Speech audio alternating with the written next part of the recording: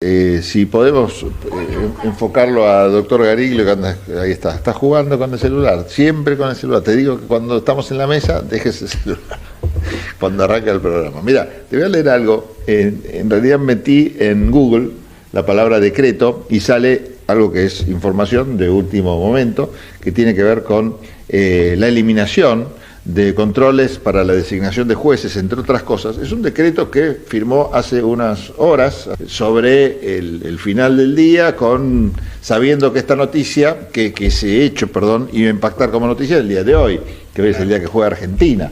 Entonces pongo todo esto en contexto porque por ahí esto se ve ya no en directo. Entonces, hoy es un día particular donde todo el mundo tiene la cabeza puesta en el partido que se va a jugar ahora dentro de un rato. Entonces, nosotros tenemos que pensar también y hacer una lectura de por qué el gobierno firmó ese decreto anoche, para que salga hoy como noticia y quede claramente y lógicamente tapado por la noticia más importante, que es el tema del fútbol, ¿no? Porque salvo Borges, en la Argentina a todo el mundo le gusta el fútbol, y más el Mundial. Así que bueno, juega Argentina y esto queda tapado. ¿Y qué es esto? Esto es un decreto que firmó el gobierno ayer, y si ustedes miran los portales de los diarios, o las principales portadas de los diarios, o la internet, que ahora reemplaza a eso que eran los diarios y que solía ser lo más consultado, se van a dar cuenta que depende del medio que lo trate, es la forma que trata esta noticia. Por ejemplo, no voy a mencionar los diarios, pero sí cuento cómo lo tratan. Uno titula: el gobierno oficializó los cambios en el proceso de selección de jueces de la Nación. Bueno, acá, los jueces de la Corte, perdón.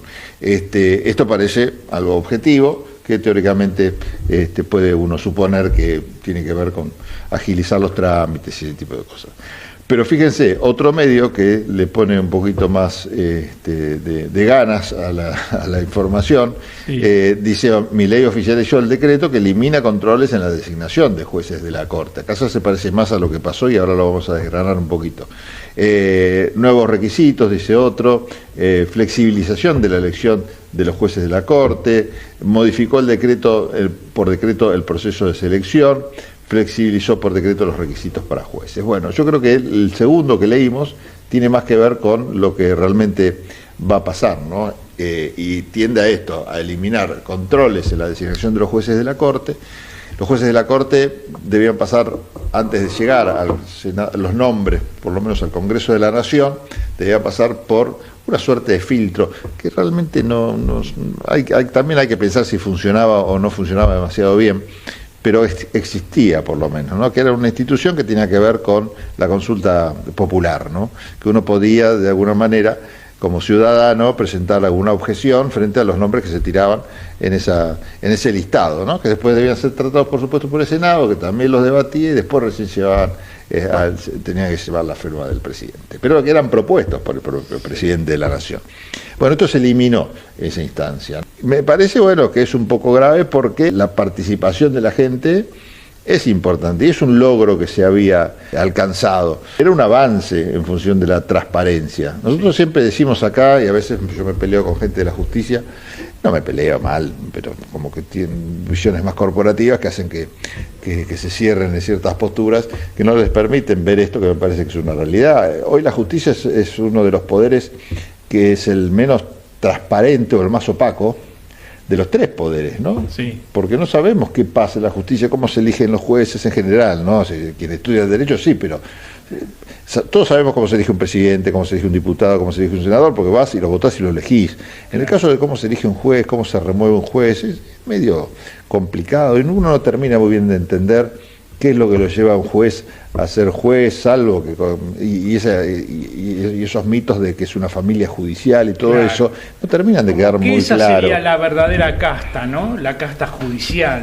Por lo menos. Porque sí, se eligen, es una cosa endogámica, donde no hay mucha posibilidad exterior de que ingrese uno exógeno y bueno, es decir, se arregla todo entre ellos, digamos. Me hace acordar a la corte del emperador de China, ¿viste? El último emperador, como había un séquito que, bueno, entre ellos decían que se hacía y que no. Y, bueno, y si no es así, en todo caso, lo que uno está reclamando, en definitiva, es más transparencia, porque te van a decir seguramente, no es así, hay concursos, hay gente que se puede presentar, hay formas de ir subiendo esos escalones, esos peldaños que te llevan a hacer jueces, exámenes, en fin. Sí, existen, por supuesto, pero está esta sombra de duda sobre cómo funciona el sistema judicial. ¿Qué mejor que transparentarlo? Y esta era una instancia de control interesante. Sí. Y se elimina. Cuando Menem, me acuerdo, creó los tribunales famosos de Comodoro Pi, que más de uno salió a decir, esto va a ser un desastre. Es más, le renunció el ministro de Justicia Arlanian diciendo, esto es un Frankenstein que se va a construir. Bueno, ahora esto es el Frankenstein de Milei, este decreto que se hizo ayer. Bueno, pero tenía razón Arlanian, es un Frankenstein claro, que se construyó. Lo que se construyó, y ahora está construyendo el propio Frankenstein Milei con esto.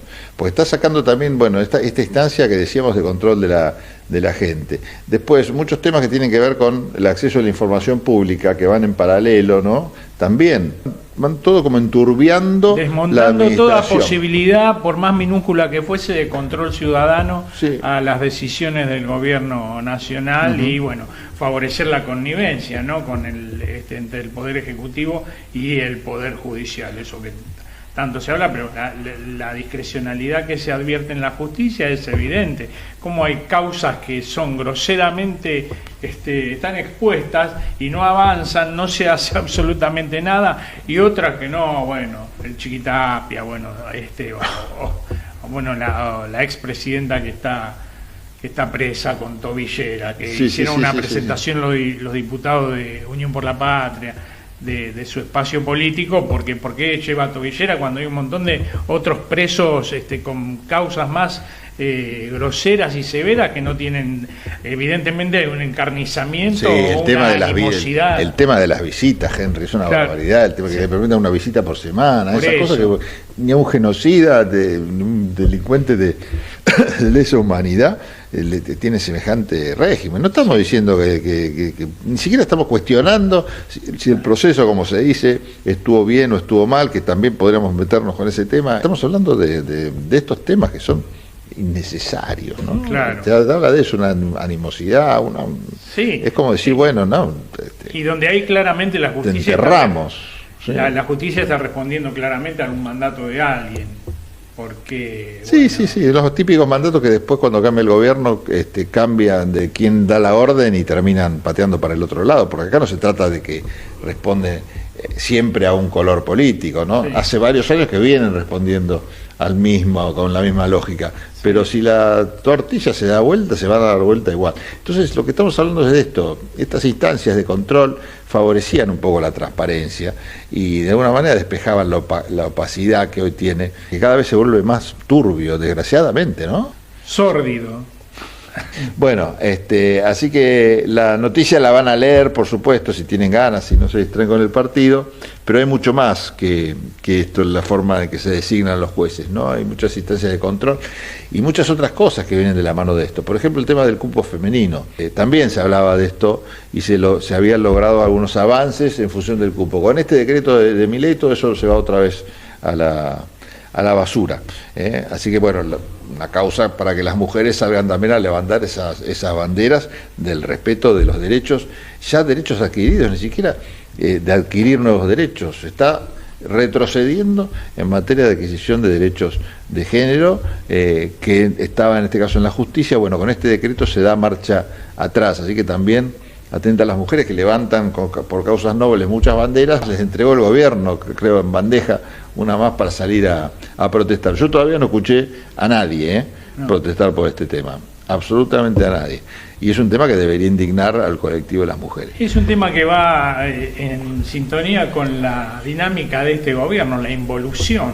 Todo va para atrás, derechos, primarización de la economía, pérdida ahora de transparencia en la elección de los jueces. Es una degradación constante, metódica, lenta. Sí, y sistemática, ¿no? Porque responde, yo creo, a una decisión que no es caprichosa, que no es porque, como decíamos al comienzo, se trate de malos que quieren hacer solamente el mal. Acá creo que todo responde a una lógica bien diagramada y programada que está haciendo, por donde se mire, desastres en una misma dirección, y con un mismo objetivo. Los temas que tienen que ver con medio ambiente, que no los llegamos a hablar hoy, pero los íbamos a hablar, sí. La privatización de AISA, por ejemplo. Son todas privatizaciones que no tienen en cuenta los temas ambientales básicos, como es el retroceso también de todo lo que se ha logrado construir después del desastre que fue la concesión de la francesa que estaba en aguas argentinas, Suez. Bueno, ustedes se acuerdan cómo llegamos ahí, aparte, ¿no?, de obras sanitarias, sí. Esa privatización, que fue no solamente un negocio malísimo para el país, pues se regaló, como fue Entel, con Telefónica, Telecom y todas esas, el caso de obras sanitarias también. La privatización del correo con un canon impago de $400 millones. ¿De claro. ¿Quién era esa empresa? De Macri. Ah, Macri. No te habías olvidado. No.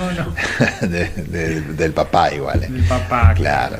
Sí. Nada que ver. No, con el sobrino ni con el... porque después 400 y después aparecieron offshores con un montón de dinero también atesorado. Son mal pensados, siempre mal pensando. Y la justicia actuó con celeridad. Pero siempre mal pensando. Qué barbaridad. Bueno, la cuestión es que esas privatizaciones, más allá de los escándalos que fueron en materia de negocios, también fueron muy jodidas en materia ambiental, ¿no? La gente consumía agua, con esos temas no se jode. No. Dejate de embromar, lo mismo que con la salud. Me refiero a la medicina prepaga y todo esto. Pero lo que pasó con eso fue que durante toda la concesión privada se hicieron inversiones en lugares donde eran más rentables, claro. Desatendiendo los otros, y esto generaba un desbalance también sí. Medioambiental muy importante, porque no es que el agua circula por todas las redes, por la de los pobres y por la de los que no son pobres. Sí. Entonces, si vos pones infraestructura nada más en un lugar, terminás contaminando todo el circuito. Bueno, hicieron un desastre. En estos años de AISA, una vez que se volvió a estatizar, se logró revertir con mucho esfuerzo, porque la verdad que es más fácil contaminar el agua que purificarla, claro. Pero medianamente se hicieron obras importantes, hubo plantas potabilizadoras, sí. Pero hubo varias mega inversiones que permitieron de alguna manera tener hoy en la canilla, abriéndola, algo distinto a un veneno, ¿no? Sí. Bueno, al peligro que hay ahora, por cómo se hizo en la ley bases y cómo después fue armada la futura privatización y todo, bueno, deja abiertas las puertas como para volver otra vez a Suez. Bueno, sino a la apertura a empresas estatales de otros países, sí. Como Mekorot del Estado de Israel en algunas provincias, uh-huh. Y eventual oferente para AISA también, ¿no? Así es. Mirá la hora que es. Nos tenemos que ir. Nos reencontramos el martes que viene, si le parece, Gariglio. Sí, cómo no. Vamos a Argentina, ¿eh? Bueno, ¿qué vas a hacer? A veces, vos sabés que a veces prefiero, lo voy a decir así bajito, que pierda. No. Sí, porque se va a poner la gente de mal humor y por ahí así sale a la calle a protestar, sí. Por los temas, sí. Que son importantes. Que son importantes, realmente. Entonces, sí. Argentina... Sí. Unos goles en contra por el país, ¿eh? Sí, sí. No voy a hacer mal. Yo también quiero que gane. Sí, o segundo Francia, y Francia les aumentan un poco la nafta y prenden fuego el país porque les aumentaron la nafta. Claro. Y acá salimos primero, pero nos aumentan la nafta de 200 a 2000 en 2 años y no pasa nada. Y la nave va. Bueno, tenía razón Borges al final con el tema del fútbol y su desprecio hacia ese deporte, ¿eh? Chao, nos reencontramos el martes.